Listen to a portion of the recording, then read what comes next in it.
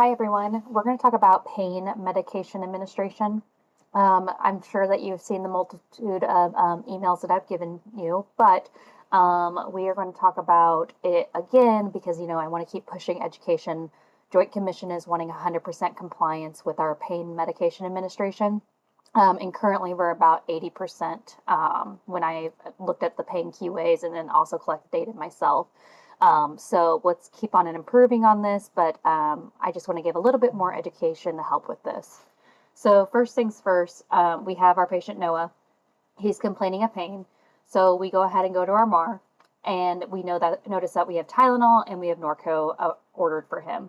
What I want you guys to look at though is the, pain score for these medication orders. So Tylenol is for mild pain, so pain score of 1 to 3.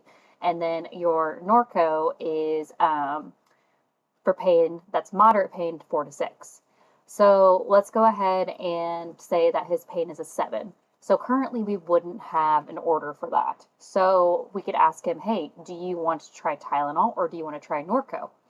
And if he said, yes, I want to try Norco, you would click on that and you would continue that medication administration. And what you're going to do is you're going to put your pain score in. Yes, it's a 7. We're going to give him medication, and let's just say his abdomen is hurting. What you have to click, though, is right here, patient request. Patient did request a less potent medication given at their request. You just click yes on this, and that covers you, even though his pain score does not fit into this order. Now, that being said, we give pain medicine for a multitude of different reasons. It's just Joint Commission is okay with that. They just want us to give that reason. And this little click box is going to be that reason.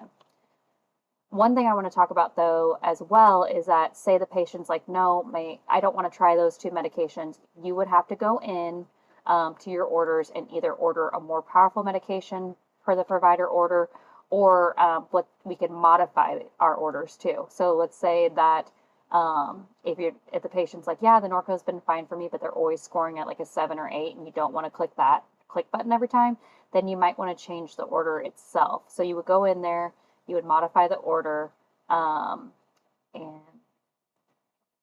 you would select severe pain. So if you can get that order modified by your provider, then you are following orders, if that makes sense.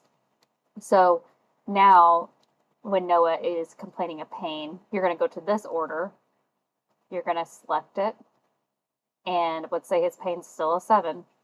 You don't have to click this anymore because you've changed your order. Does that make sense? If it doesn't, feel free to ask me some questions and I can help you clarify this. So basically, now you're within that order because now this pain medicine is ordered for moderate pain and severe pain. So while you're checking your patients and everything, and you're checking their pain scores, look at your orders, make sure that you're following orders. If you're not following orders, or if the patient's okay with the less medicine, you click this. Like I said, less potent medication, you have that option to click this. But if the patient's like, no, I don't want to take a Tylenol, I need something stronger, then you're going to have to get another order according to their pain score.